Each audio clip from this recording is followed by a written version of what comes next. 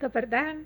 Vi sad mene gledate ovako sjedu i punu bora i pitate se pa šta ova baka radi na TEDxu? Zašto je ta baka došla? Znate zašto sam došla? Došla sam vam ispričati jednu priču, jer bake to sjajno rade. Moja priča počinje izrekom koju ste vjerojatno čuli. Izreka je s Kvarnera, a glasi krepat, ma ne molat.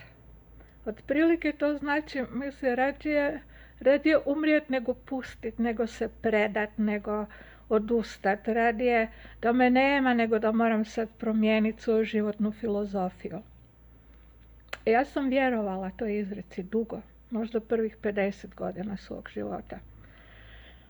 A onda sam shvatila da moram promijeniti svoju životnu filozofiju i da umjesto krepat pa ne molat, moja životna filozofija mora glasiti il molat il krepat.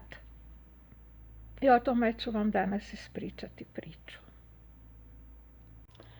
Prvi put sam shvatila da moram nešto jako mijenjati kad su moja djeca počela polako odlaziti od kuće.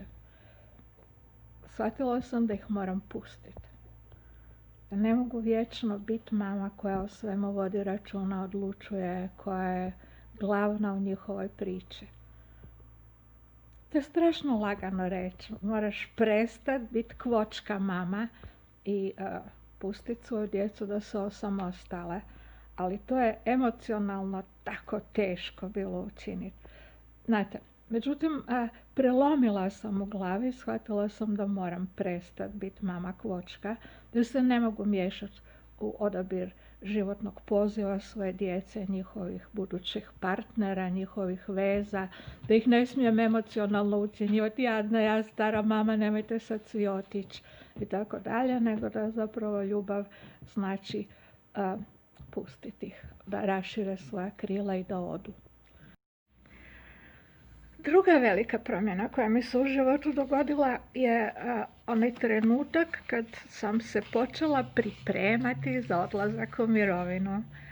Kod mene je taj trenutak pripremanja za odlazak u mirovinu počeo 20 godina prije mirovine. Odlučila sam, napravila sam plan kojeg sam se kanila držati. Dakle, kupiti jedno prekrasno imanje sa drvenom kućicom i šumom i bunarom i hrastom, pa onda napraviti jezero, pa staviti lopoče da mogu meditirati, pa napraviti namještaj u toj kućici, uvesti centralno, uvesti internet. Uglavnom, ja sam to sve napravila, ali nije mi trebalo 20 godina, nego mi je trebalo možda 12. I sad sam shvatila, sad treba čekati još 8 godina, majko mila, do mirovine, ja to neću izdržati. Počela sam pucat po šavovima, dobila hrpu kila, hrpu šećera i onda sam odlučila moram nešto učiniti. Da ne moram više ići u ured i da ne moram više živjeti stalno u stresu, inače neću dočekati svoj odlazak u mirovinu. I koju sam promjenu napravila, ma genijalna stvar. Zahvalna sam jednoj knjizi Tima Ferrisa koja se zvala 4-satni radni tjedan. I u ono doba kad niko nije radio od kuće, on je zapravo pisao o tome kako mi u uredima gubimo tone vremena na glupe sastanke i na telefone i na ne znam šta, da mi zapravo efektivno u tih tjedan dana sve što radimo mogli bismo obaviti u 4 sata. I sad sam ja odlučila objasniti mojim šefovima da bi njima svima bilo puno korisnije i da bi ja bila puno kreativnija i napravila puno više za našu firmu kad bi mogla raditi od kuće. I to je bilo genijalno jer su oni to odmah shvatili u tih 30 sekundi koliko sam ja njima pričala o tome i rekli dobro, ti više ne moraš dolaziti u ured, možeš se odseliti u svoju drvenu kućicu, doma očekujemo stvarno da ćeš dati puno više nego što si davala do sada. I tako je došao dan mog odlaska u mirovinu. Dakle, bez 1 kune ikakvog duga, bez minusa na računima, pripremljeno, tako da mogu imati zalihe love za 6 mjeseci ako ta mirovina ne stigne u međuvremenu.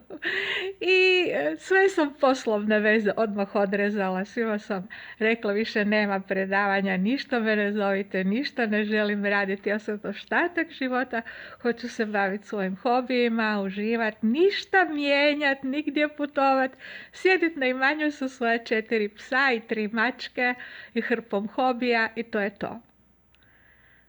Znate koliko je to trajalo? 3 mjeseca. Nakon 3 mjeseca mog apsolutnog uživanja je ispalo da se moj otac koji ima 88 godina odjednom počeo loše osjećati, da više ne može biti sam i da on ne želi ići u starački dom, nego da bi bilo divno kad bi recimo neko, na primjer ja, se doselio k njemu i brinuo se za njega. Kako ja nisam htjela da mi otac ide protiv svoje volje u dom, ja sam uzela 3 svoja psa, a ostale životinje sam darovala svoje djeci i doselila sam se u Šarengrad na Dunavu da se brinem za svog tatu. Sve sam ostavila, svoju divnu, dragu kućicu, sve. I došla sam tati i tata kad je vidio da sam došla sa 3 psa, onda je rekao, ne možeš ti sa 3 psa biti u mojoj kući. Možeš biti u dvorištu u garaži. Dakle, stigla sam tati u veljači, početkom veljače. Hladno, u garaži nema grijanja, nema ničeg. Koji je to izazov bio po onoj zimetini zapravo pretvoriti jedan prostor betonski, hladan, nikakav, u toplo malo gnjezdo.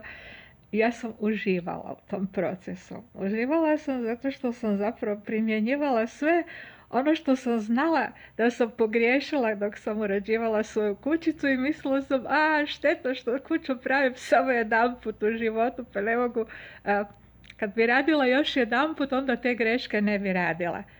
I onda se dogodilo, radila sam još jednom, pretvarala garažu u dom i baš mi je to bio izazov.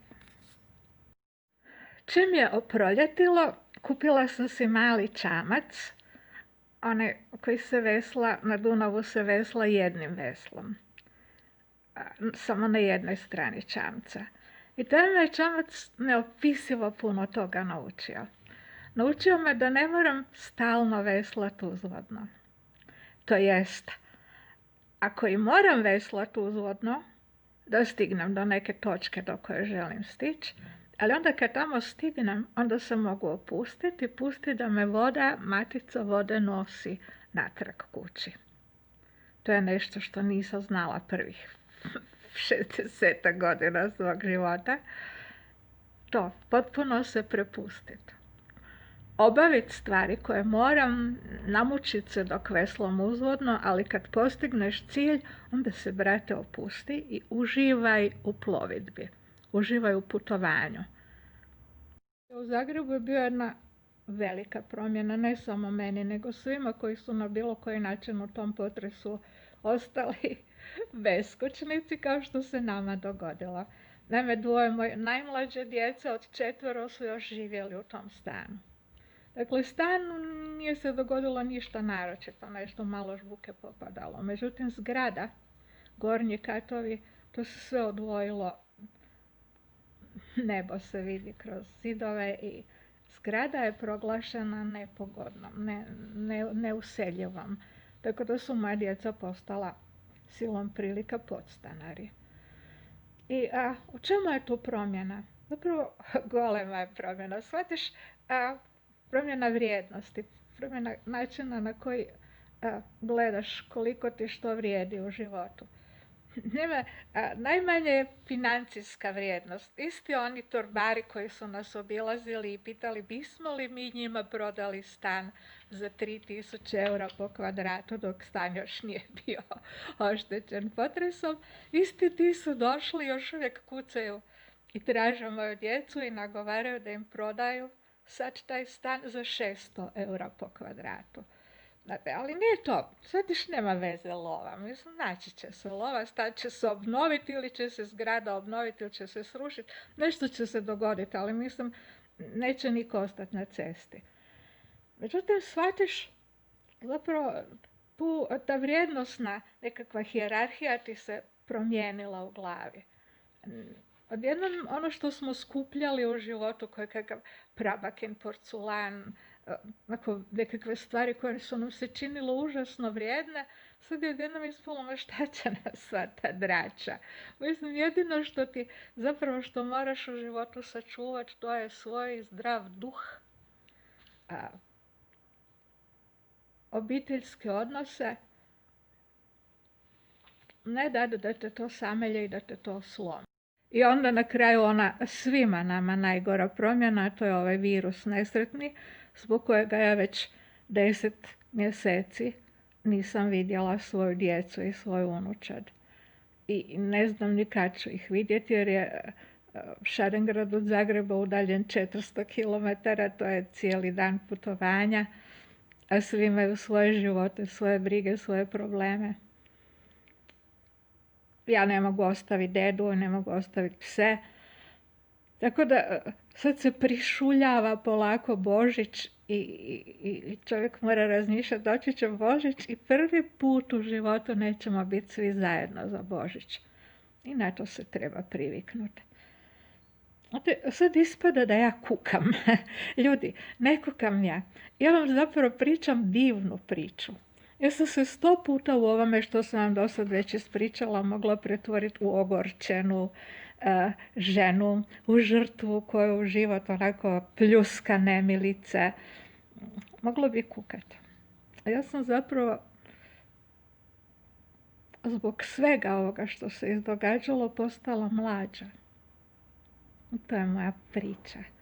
Naime, starost nije stvar godina, ni bijele kose, ni bora. Starost je odbijanje promjene. Ako grčevito držanje za nekakve svoje rutine, za svoje ustaljene navike, svoja vjerovanja i tako dalje. Nesklonost da radiš bilo što ispočetka ili da radiš bilo što na drugčiji način. I eto nas na kraju priča o promjenama. Promjena dakle nije nešto na što te život prisiljava. Ne. Promjena je nešto što sami odabiremo da nas život ne bi učinio gorkima i bolesnima i starima. Promjena nije stvar hoću, neću. Promjena je pitanje opstanka. Dakle, ili molat, ili krepat.